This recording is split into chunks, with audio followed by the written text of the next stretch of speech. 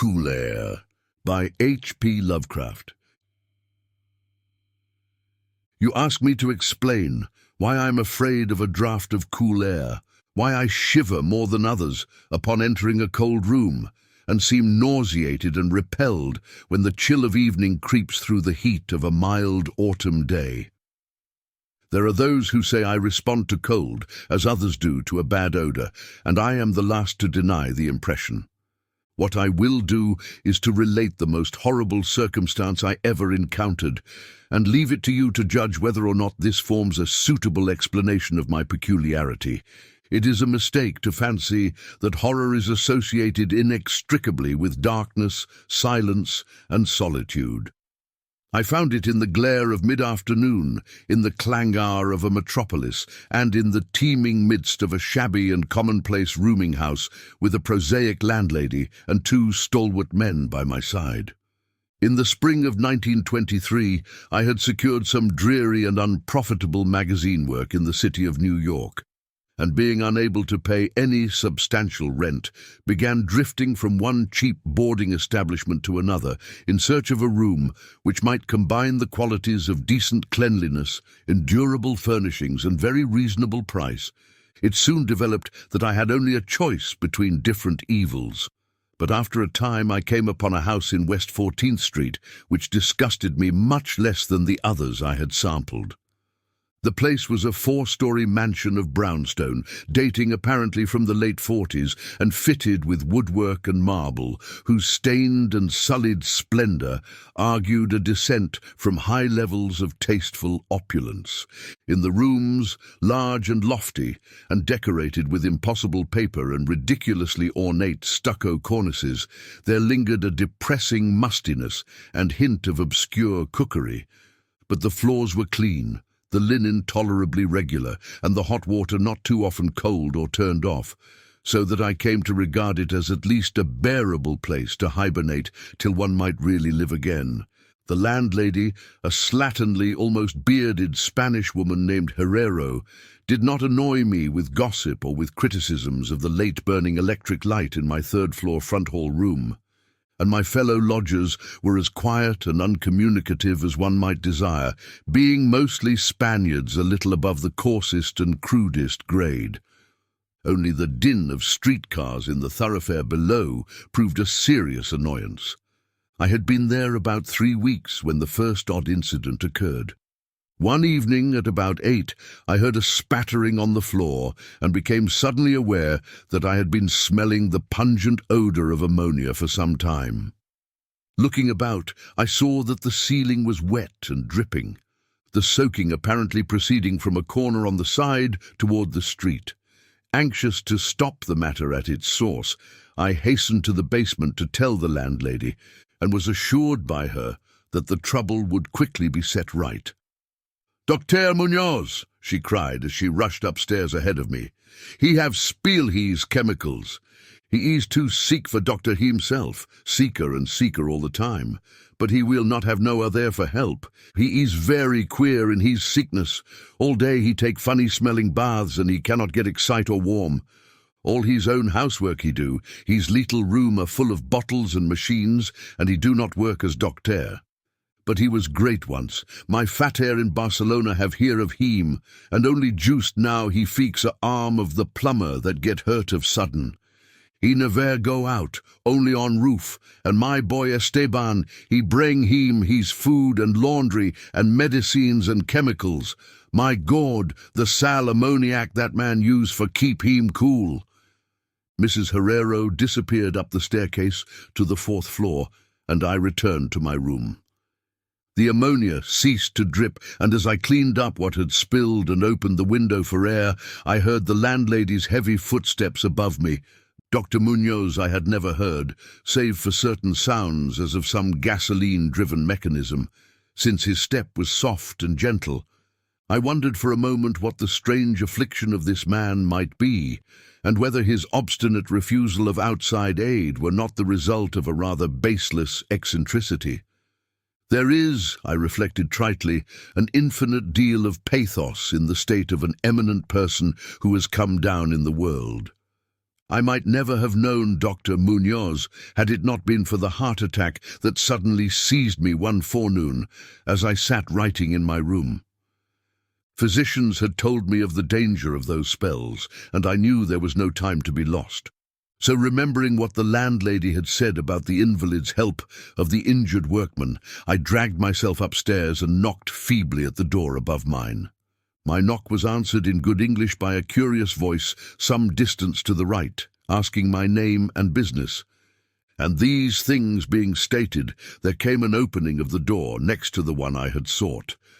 A rush of cool air greeted me, and though the day was one of the hottest of late June, I shivered as I crossed the threshold into a large apartment whose rich and tasteful decoration surprised me in this nest of squalor and seediness.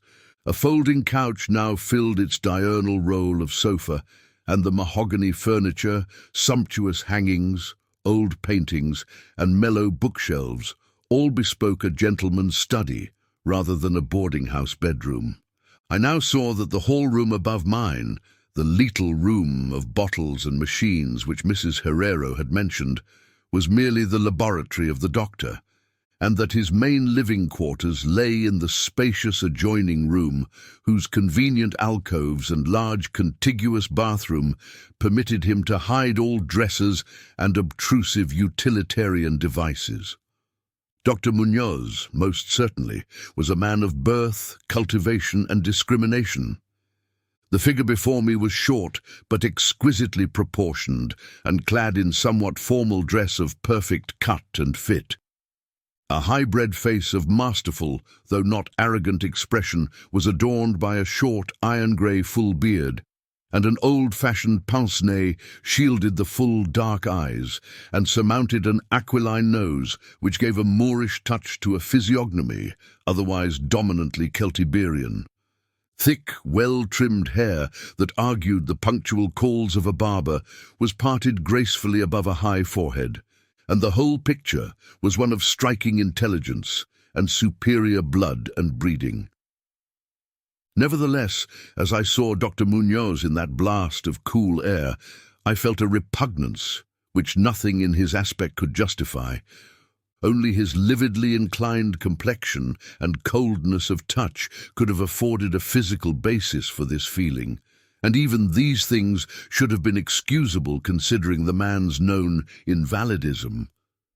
It might, too, have been the singular cold that alienated me, for such chilliness was abnormal on so hot a day, and the abnormal always excites aversion, distrust, and fear.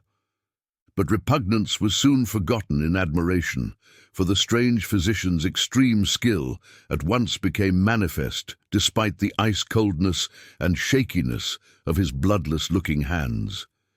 He clearly understood my needs at a glance and ministered to them with a master's deftness, the while reassuring me, in a finely modulated though oddly hollow and timbreless voice, that he was the bitterest of sworn enemies to death, and had sunk his fortune and lost all his friends in a lifetime of bizarre experiment devoted to its bafflement and extirpation. Something of the benevolent fanatic seemed to reside in him, and he rambled on almost garrulously as he sounded my chest and mixed a suitable draught of drugs fetched from the smaller laboratory room. Evidently he found the society of a well-born man a rare novelty in this dingy environment, and was moved to unaccustomed speech as memories of better days surged over him. His voice, if queer, was at least soothing, and I could not even perceive that he breathed as the fluent sentences rolled urbanely out. He sought to distract my mind from my own seizure by speaking of his theories and experiments, and I remember his tactfully consoling me about my weak heart by insisting that will and consciousness are stronger than organic life itself, so that if a bodily frame be but originally healthy and carefully preserved, it may through a scientific enhancement of these qualities retain a kind of nervous animation despite the most serious impairments, defects, or even absences in the battery of specific organs. He might, he half-jestingly said, some day teach me to live, or at least to possess some kind of conscious existence, without any heart at all. For his part, he was afflicted with a complication of maladies requiring a very exact regimen which included constant cold. Any marked rise in temperature might, if prolonged, affect him fatally, and the frigidity of his habitation, some 55 or 56 degrees Fahrenheit, was maintained by an absorption system of ammonia cooling, the gasoline engine of whose pumps I had often heard in my own room below. Relieved of my seizure in a marvelously short while, I left the shivery place a disciple and devotee of the gifted recluse. After that, I paid him frequent overcoated calls, listening while he told of secret researches and almost ghastly results, and trembling a bit when I examined the unconventional and astonishingly ancient volumes on his shelves. I was eventually, I may add, almost cured of my disease for all time by his skillful ministrations. It seems that he did not scorn the incantations of the medievalists, since he believed these cryptic formulae to contain rare psychological stimuli which might conceivably have singular effects on the substance of a nervous system from which organic pulsations had fled. I was touched by his account of the aged Dr. Torres of Valencia, who had shared his earlier experiments with him through the great illness of 18 years before, whence his present disorders proceeded. No sooner had the venerable practitioner saved his colleague than he himself succumbed to the grim enemy he had fought. Perhaps the strain had been too great, for Dr. Muñoz made it whisperingly clear, though not in detail, that the methods of healing had been most extraordinary, involving scenes and processes not welcome by elderly and conservative Galens. As the weeks passed, I observed with regret that my new friend was indeed slowly but unmistakably losing ground physically, as Mrs. Herrero had suggested. The livid aspect of his countenance was intensified, his voice became more hollow and indistinct, his muscular motions were less perfectly coordinated, and his mind and will displayed less resilience and initiative. Of this sad change he seemed by no means unaware, and little by little his expression and conversation both took on a gruesome irony, which restored in me something of the subtle repulsion I had originally felt. He developed strange caprices, acquiring a fondness for exotic spices and Egyptian incense, till his room smelled like the vault of a sepulchred pharaoh in the Valley of Kings. At the same time, his demands for cold air increased, and with my aid, he amplified the ammonia piping of his room and modified the pumps and feed of his refrigerating machine till he could keep the temperature as low as 34 degrees or 40 degrees, and finally even 28 degrees. The bathroom and laboratory, of course, being less chilled in order that water might not freeze and that chemical processes might not be impeded. The tenant adjoining him complained of the icy air from around the connecting door, so I helped him fit heavy hangings to obviate the difficulty. A kind of growing horror of outre and morbid caste seemed to possess him. He talked of death incessantly, but laughed hollowly when such things as burial or funeral arrangements were gently suggested. All in all, he became a disconcerting and even gruesome companion. Yet in my gratitude for his healing, I could not well abandon him to the strangers around him, and was careful to dust his room and attend to his needs each day, muffled in a heavy ulster which I bought especially for the purpose. I likewise did much of his shopping, and gasped in bafflement at some of the chemicals he ordered from druggists and laboratory supply houses. An increasing and unexplained atmosphere of panic seemed to rise around his apartment. The whole house, as I have said, had a musty odor, but the smell in his room was worse, and in spite of all the spices and incense, and the pungent chemicals of the now incessant baths, which he insisted on taking unaided, I perceived that it must be connected with his ailment, and shuddered when I reflected on what that ailment might be. Mrs. Herrero crossed herself when she looked at him, and gave him up unreservedly to me, not even letting her son Esteban continue to run errands for him. When I suggested other physicians, the sufferer would fly into as much of a rage as he seemed to dare to entertain. He evidently feared the physical effect of violent emotion, yet his will and driving force waxed rather than waned, and he refused to be confined to his bed. The lassitude of his earlier ill days gave place to a return of his fiery purpose, so that he seemed about to hurl defiance at the death demon even as that ancient enemy seized him. The pretense of eating, always curiously like a formality with him, he virtually abandoned, and mental power alone appeared to keep him from total collapse. He acquired a habit of writing long documents of some sort, which he carefully sealed and filled with injunctions that I transmit them after his death to certain persons whom he named, for the most part lettered East Indians, but including a once celebrated French physician now generally thought dead, and about whom the most inconceivable things had been whispered. As it happened, I burned all these papers undelivered and unopened. His aspect and voice became utterly frightful, and his presence almost unbearable. One September day, an unexpected glimpse of him induced an epileptic fit in a man who had come to repair his electric desk lamp, a fit for which he prescribed effectively whilst keeping himself well out of sight. That man, oddly enough, had been through the terrors of the Great War without having incurred any fright so thorough. Then, in the middle of October, the horror of horrors came with stupefying suddenness.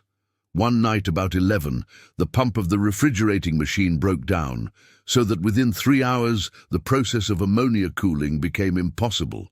Dr. Muñoz summoned me by thumping on the floor, and I worked desperately to repair the injury, while my host cursed in a tone whose lifeless, rattling hollowness surpassed description.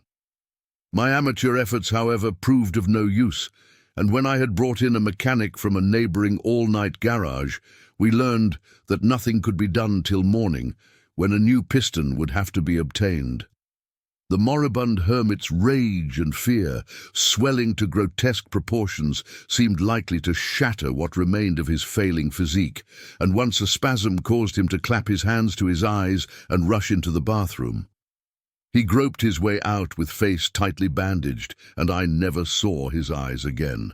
The frigidity of the apartment was now sensibly diminishing, and at about 5 a.m. the doctor retired to the bathroom, commanding me to keep him supplied with all the ice I could obtain at all-night drugstores and cafeterias.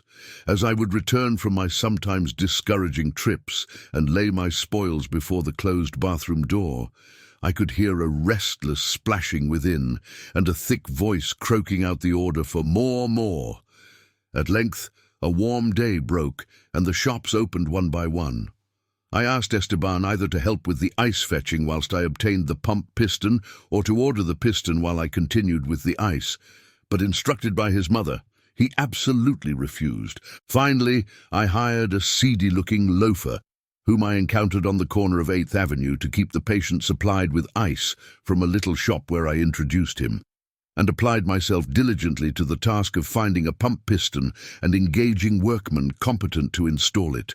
The task seemed interminable, and I raged almost as violently as the hermit when I saw the hours slipping by in a breathless, foodless round of vain telephoning and a hectic quest from place to place, hither and thither by subway and surface car. About noon, I encountered a suitable supply house far downtown, and at approximately 1:30 p.m. arrived at my boarding place with the necessary paraphernalia and 2 sturdy and intelligent mechanics.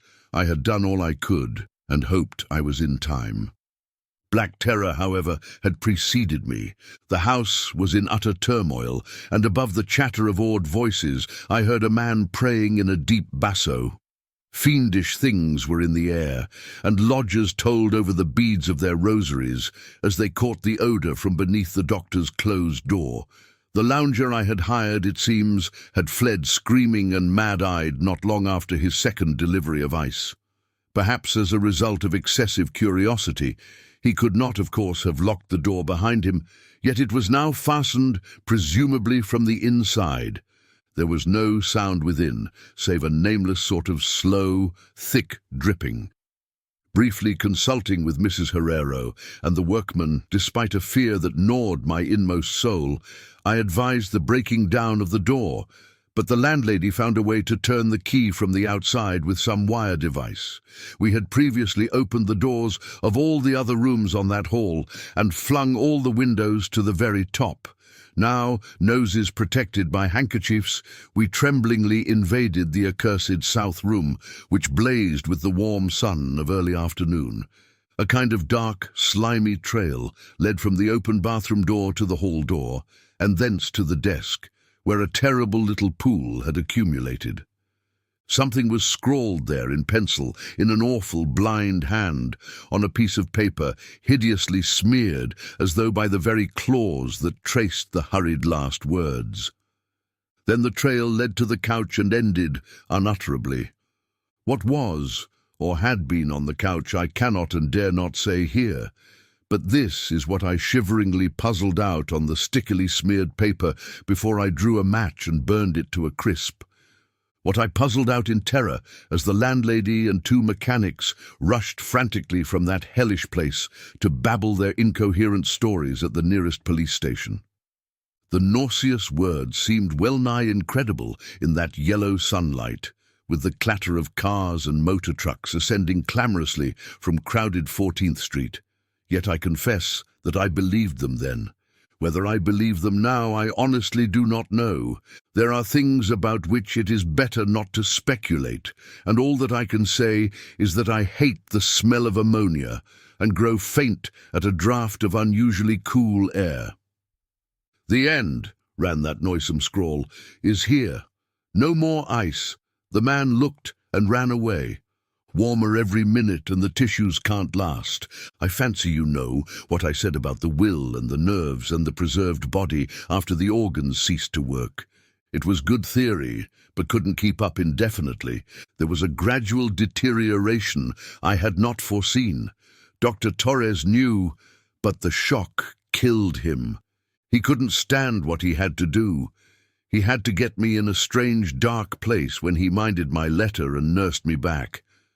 And the organs never would work again. It had to be done my way, artificial preservation. For you see, I died that time 18 years ago. Thank you for listening. If you would like to support this channel, then please hit the like button and subscribe.